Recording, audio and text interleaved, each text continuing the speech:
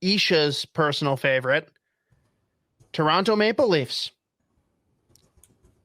My October reaction here for them is Joseph Woll the missing piece? I think a lot of people would have been pretty, maybe not. It's weird. I'm trying to figure out, not confident, but optimistic. If that, you know what I'm trying to say? Like, it's just like, hey, like, we've seen it before. Like, he should be able to be solid. Like, cautiously optimistic, yeah. Cautiously optimistic, I guess. Because like when they've used him, he's been fine. Like fine or very good. And I think if you asked the like 0.07% of reasonable Toronto Maple Leaf fans, they would have said the same thing about like it's okay to be like not doomsday scenario terrified of Joseph Woll like playing a lot this season. Isha unhinged. Oh God, that's what a fucking comment. Of course, he waits until he's back in Canada to make a comment like this. Coward. Yeah, it's, you know what? Less so than Woll. I think the most intriguing thing for me, there's no way in hell they can re-sign Nylander, right? That's my favorite part of this because forever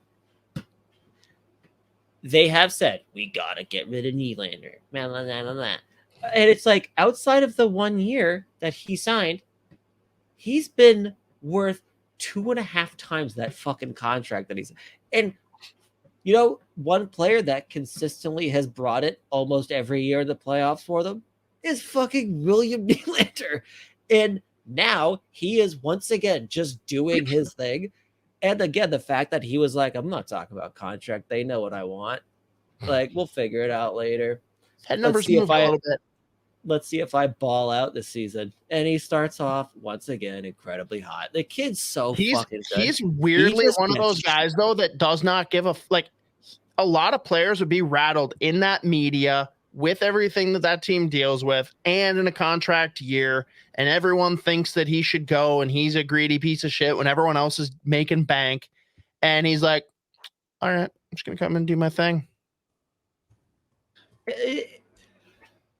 And like, I feel like I was saying this like 2 years ago, where it was just like, forever the commentary has been Nylander's this, Nylander's that, gotta trade him, gotta do whatever, like trade him to sign a good defenseman. And they brought in some like good defensemen, still sucked. And I was like, so the guy that's consistently giving you exactly what he should based on a contract or more, that's the guy you really want to. I've always been so confused by like the Nylander hate outside of them, like that fan base just like being sick of not having Wendell Clark or a player like that who could put up every point or put up points in every game and beat the shit out of everybody in the league. That's the guy. That's the guy that's got to go. What? Because he's like the Swedish kid that has fun and puts up like 70, 80, 90 points consistently and brings it in the playoffs too. Like, you want to find a guy to like fucking that you're going to decide has to go. You pick William Nylander, the guy who's making $6.9 million. It's always been crazy to me. So I hope he puts up like 120 points this year and they have to just let him walk because they can't give him 10 million.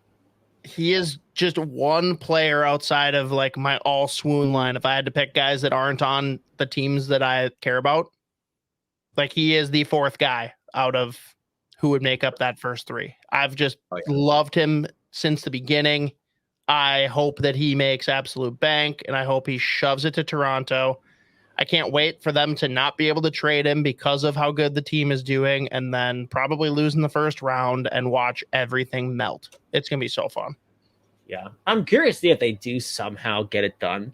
But like, how? Based on, I don't know. I have no idea. But because like again, like based You know what? on You know what? Now that I think about it, that Klingberg signing was real fucking smart.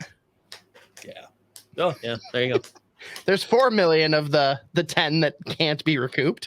Or no, 4.5. Yeah, well, at least they gave Reeves 4 years, 3 years.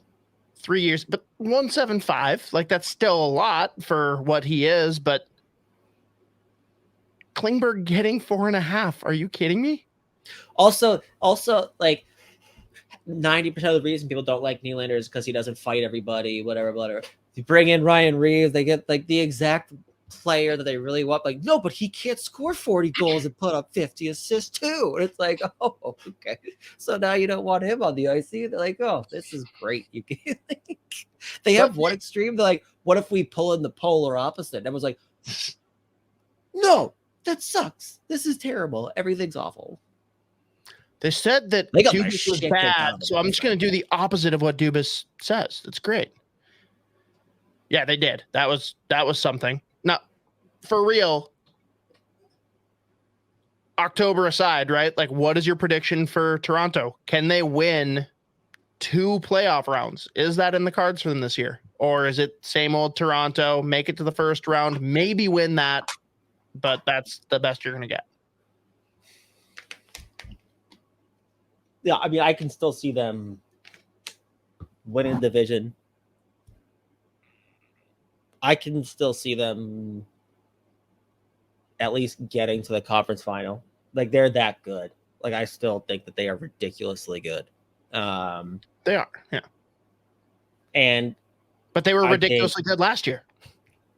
Right. I don't know. I that loser Cousins. Yeah, fucking unbelievable. Was it him that scored the series winner too? Was it him? So I remember being like, of course it was fucking Nick Cousins. I remember tweeting that out. I was like, of course it was fucking Nick Cousins. But I still could. I mean, if you told me that they were gonna win the cup, I'd be like, God damn it. I wouldn't be shocked. Because I'm not that good, but I would hate to see it, just like I think everyone else in the hockey universe.